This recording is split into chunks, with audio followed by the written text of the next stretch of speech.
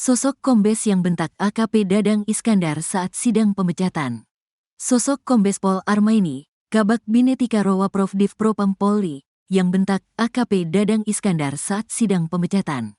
Diberitakan sebelumnya, Polri sudah menggelar sidang etik untuk memecat mantan Kabak Ops Polres Solok Selatan, Sumatera Barat, Sumbar, AKP Dadang Iskandar, yang menembak mati Kompol Anumerta Rianto Ulil Ansar.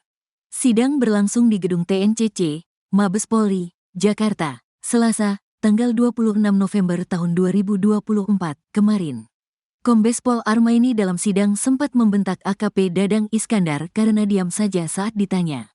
Pembacaan putusan selesai, terduga pelanggar sudah memahami putusan sidang pokok kode etik, tanya dia. Dikutip dari kanal YouTube Nusantara TV, Jumat, tanggal 29 November tahun 2024. Bukannya menjawab, AKP Dadang Iskandar hanya terdiam sambil menundukkan kepala di hadapan Ketua Komisi Etik.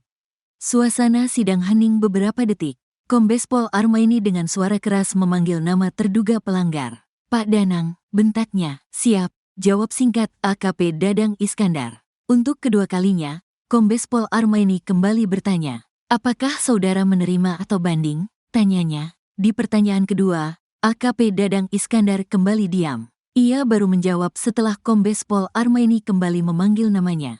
AKP Dadang, apakah Anda menggunakan hak Anda untuk banding atau menerima? Tanyanya. Siap menerima, jawab mantan Kabak Ops Polres Solok Selatan itu. Dikutip dari serambinews.com, Armaini diketahui lahir di Gampong Deah Baro, Kecamatan Meraksa, Banda Aceh, pada tanggal 18 Agustus tahun 1974.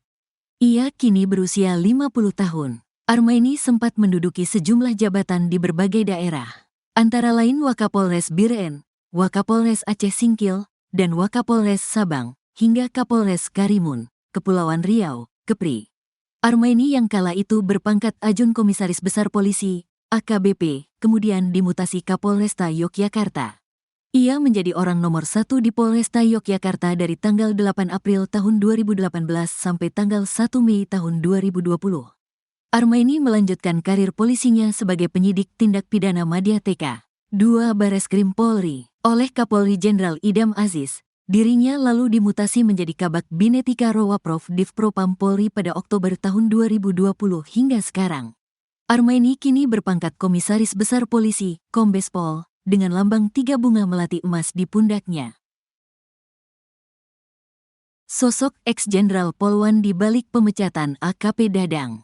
4 hari setelah tembak mati Kompol Anumerta Rianto Ulil Ansar, tersangka AKP Dadang Iskandar dijatuhi sanksi pemberhentian tidak dengan hormat, PTDH, sebagai anggota Polri.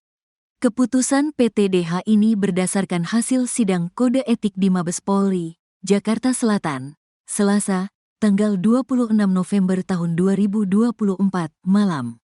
Jauh sebelum sidang kode etik hingga keputusan PTDH, Kompolnas sudah memastikan pada keluarga Kompol Anumerta Rianto Ulil Ansar bahwa AKP Dadang Iskandar pasti dipecat dan dihukum pidana.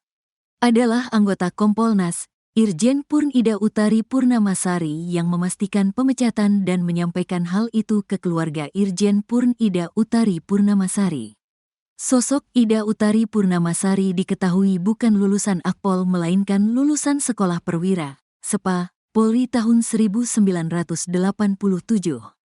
Meski bukan dari Akpol, Ida Utari Purnamasari pensiun dari Polri dengan pangkat terakhir Irjen atau Jenderal Bintang 2. Jabatan terakhir Ida Utari Purnamasari sebelum pensiun dari Polri yakni Wakapolda Kalteng. Mantan Kabak Ops Polres Solok Selatan AKP Dadang Iskandar dijatuhi sanksi pemberhentian tidak dengan hormat, PTDH, sebagai anggota Polri dalam sidang kode etik di Mabes Polri, Jakarta Selatan, Selasa, tanggal 26 November tahun 2024, malam. Pemecatan AKP Dadang sebagai polisi ini terkait pelanggaran berat dalam kasus penembakan terhadap Kasat Reskrim Polres Solok Selatan Kompol Anumerta Ulil Rianto Ansari. Kadif Humas Polri Irjen Pol Sandi Nugroho menuturkan pelaksanaan sidang berjalan dengan aman dan tertib, lancar, dan tidak ada kendala suatu apapun. dengan terduga pelanggar yang melakukan penembakan terhadap korban dan mengakibatkan korban meninggal dunia. Untuk motif, saat ini masih dalam pendalaman karena fungsi reskrim juga sedang berjalan prosesnya. Untuk sidang hari ini adalah sidang kode etiknya, ucap Sandi kepada wartawan di lobi NTCC, Mabes Polri. Adapun pasal yang dipersangkakan adalah pasal 13 ayat 1 Peraturan Pemerintah Nomor 1 Tahun 2023 tentang pemberhentian anggota Polri. Kemudian pasal 5 ayat 1 huruf B Perpol Nomor 7 Tahun 2022 tentang Kode Etik Profesi dan Komisi Kode Etik Polri. Kemudian pasal 5 ayat 1 huruf L Perpol Nomor 7 Tahun 2022 tentang Kode Etik Profesi dan Komisi Kode Etik Polri. Keempat, pasal 8 huruf C angka 1, Perpol Nomor 7, Tahun 2022 tentang Kode Etik Profesi Polri dan Komisi Kode Etik Polri. Pasal 10, ayat 1, huruf D, Perpol Nomor 7, Tahun 2022 tentang Kode Etik Profesi Polri dan Komisi Kode Etik Polri. Keenam, pasal 13, huruf N, Perpol Nomor 7, Tahun 2022 tentang Kode Etik Profesi Polri dan Komisi Kode Etik Polri memutuskan sidang KKEP dengan sanksi etika yaitu perilaku pelanggar dinyatakan sebagai perbuatan tercela. Yang kedua, sanksi administratif berupa pemberhentian tidak dengan hormat atau PTDH sebagai anggota Polri, terang Sandi. Dalam putusan tersebut, AKP Dadang Iskandar tidak mengajukan banding atau dengan kata lain menerima putusan tersebut. Kepolisian belum dapat menyampaikan apakah AKP Dadang Iskandar ke depan akan ditempatkan di Patsus Divpropam Polri atau di Bidpropam Polda Sumatera Barat. Namun, AKP Dadang Iskandar langsung dipakaikan rompi tahanan Patsus Divpropam Polri oleh anggota Polri berpangkat Ajun Komisaris Besar Polisi, AKBP. Susno 2J sebut AKP Dadang polisi hitam dalam kasus polisi tembak polisi.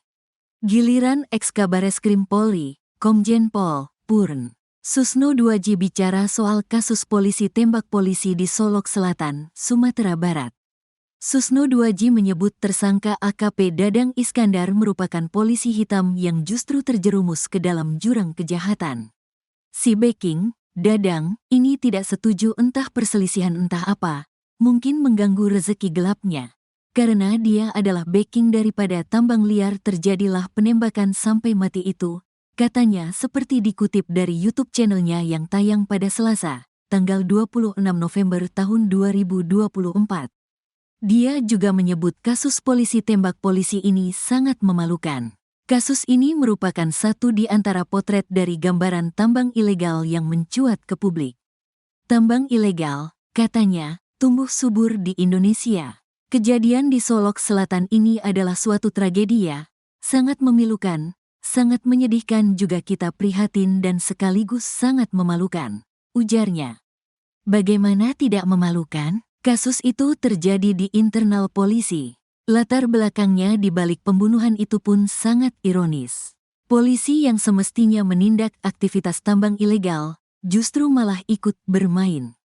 Korban dan pelaku sama-sama merupakan perwira, AKP. Satunya Kasat Serse, satunya Kabak Ops. Ini memalukan. Apalagi latar belakang kejadian itu karena persoalan tambang ilegal, ujarnya. Susno 2J sekaligus mengungkapkan bahwa sebenarnya tambang ilegal tumbuh subur di Indonesia.